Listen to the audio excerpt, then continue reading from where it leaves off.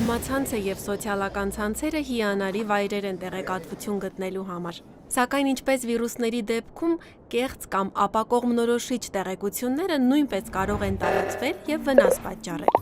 Նման տեղեկությունները կարող են վախ առաջացնել որևէ անվնաս երևույթի նկատմամբ կամ բացասաբար ազդել ձեր կայացրած որոշումների վրա։ Որպես իմուն պարետի նորեկ, դուք կարող եք սովորել, թե ինչպես կարելի է հայտնաբերել նմանատիպ տեղեկությունները, որպեսզի դրանք չազդեն ձեզ վրա։ Դուք կարող եք նաև նվազեցնել ապատեղեկատվության տարածումը։ Երբ հանդիպում եք տարբեր աղբյուրներից ստացված նոր տեղեկությունների, դուք պետք է քննադատորեն վերաբերվեք դրանց եւ զգույշ լինեք նախքան դրանց վստահելը։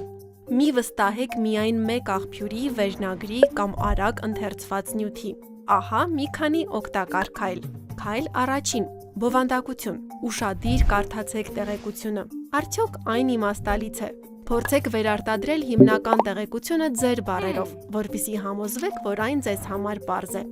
Քայլ երկրորդ. մտադրություն։ Տեսեք, թե ով է տեղեկատվության հեղինակը կամ ուղարկողը։ Ինչու է դա ստեղծվել, գրվել, տարածվել կամ հրապարակվել։ Արդյոք դա կարող է ազդել ներկայացված տեղեկատվության վրա։